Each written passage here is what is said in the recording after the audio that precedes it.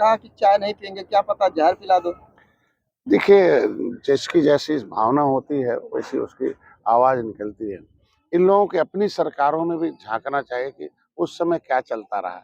आखिर जनता क्यों इनसे मुंह दूर हो गई, क्यों दूर हो गए इन लोगों से, क्यों आखिर लोगों ने 30 वर्षों तक इन लोगों पर विश्वास किया, तो आखिर उस विश्वास पर खरे क्यों नहीं उतरी। सपा बसपा पिछड़ों के नाम पर, दलितों के नाम पर, जो जो उपेक्षित जातियां हैं वो हमारे साथ हैं, हमारे इस पार्टी के साथ हैं। और एक नहीं 37 वर्ष का रिकॉर्ड तोड़ा, दोबारा यहाँ का सत्ता दिया और हम लोगों को सेवा का अवसर दिया। रही बात लोकतंत्र में विपक्ष का धर्म बनता है और उसका अधिकार बनता है कि वो अपनी आवाज उठाए, अपना उनका कहना है कि लेकिन पुलिस वाले भाजपा पार्टी लेकिन पर सरकार कर रहे हैं, उनके लेकिन कार्यकर्ताओं को गिरफ्तार किया जा रहा है। आवाज उठाए और लोकतांत्रिक ढंग से विपक्ष में रहकर समाज के सेवा के लिए उनकी आवाज उठाने का हक बनता है, लेकिन उसका तरीका मर्यादित और जो है लोकतांत्रिक होना चाहिए। सर, हम अभी भी कुछ देर पहले उनकी सरकार थी 2015 में, 7 जून 2015 को हम भी मछुआरों की आवाज उठा रहे थे, लेकिन 1 महीने से वहाँ गुर्जर आंदोलन चल रहा था, पटरी उखाड़ दिया था, एक डंडे नहीं चले थे। हम लोग खाली आवाज उठा रहे थे। संत कबीर नगर रेलवे स्टेशन के बगल में गोली चली, हमारा एक भाई मारा गया, 37 लोग जेलों में बंद रहे। कैसे तांडव हुआ था, मैं भी दुनिया का सबसे बड़ा अपराधी घोषित किया। 302 का मुकदमा फर्जी हमारे ऊपर हो गया।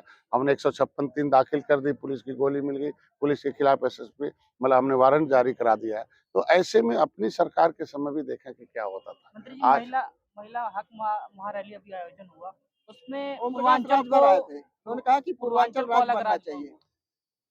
देखिए, आप क्या राज रहे तो हैं? मैं कहता हूँ पहले तो मेरा हक है कि इस देश के जो गरीब हैं, जो लाचार हैं, जो उनका शोषण हुआ है 70 साल से, जिनके साथ उनका हक मारी हुई है, उनका हक मिलना चाहिए। आज पहली बार मैं धन्यवाद दूंगा मोदी जी को, उन्होंने चिंता की है कि सीधे जो भ्रष्टाचार के भेंट चढ़ता था कि अगर दिल्ली से गांव में कोई पैसा आता था तो उस युग के उस समय के प्रधानमंत्री कहते थे मैं 100 भेजता हूँ, 85 बीच में खा जाते, 15 पहुंचता है। और आज दिल्ली में वो बटन दबाते हैं और सीधे किसान के खाते में पैसा पहुंचता है। आज गरीब का मकान बनना उसके खाते में पहुंचता है। तो आज के दिन में नौजवान को किस तरीके से, भाई पिछले सरकारों ने कोई ऐसी नीति बनाई, पूर्वांचल राज्य के मैं समर्थन में अब है या समय आने दीजिए।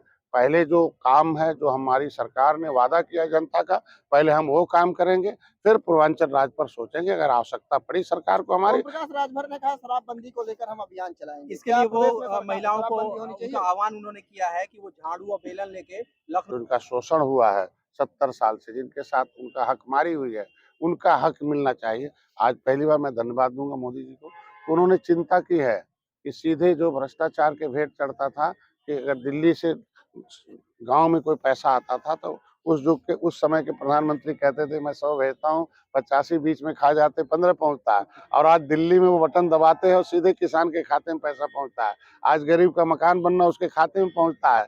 तो आज के दिन में नौजवान को किस तरीके से, भाई पिछले सरकारों ने कोई ऐसी नीति बनाई, पूर्वांचल राज्य के मैं समर्थन में अब है या समय आने दीजिए। पहले जो काम है, जो हमारी सरकार ने वादा किया जनता का, पहले हम वो काम करेंगे, फिर पूर्वांचल राज्य पर सोचेंगे। अगर आवश्यकता पड़ी सरकार को हमारी। ओम प्रकाश राजभर ने कहा शराबबंदी को लेकर हम अभियान चलाएंगे। इसके लिए वो प्रदेश में महिलाओं को शराबबंदी होनी चाहिए? उनका आह्वान उन्होंने किया है कि वो झाड़ू और बेलन लेके लखनऊ कूच करें। तो आप लोग महिलाओं का सामना कैसे करेंगे वहाँ पे? देखिए, शराबबंदी बिहार में कराया है कुछ लोगों ने, और कितने लोग मरे हैं। बंदी का मतलब चोरी से दारू पीना, उस पे कानून बन जाता चोरी से है, और उसके लिए पिछली सरकारों ने कानून बना रखा है। ऐसा नहीं कि हमारी सरकार ने कानून बना दिया है।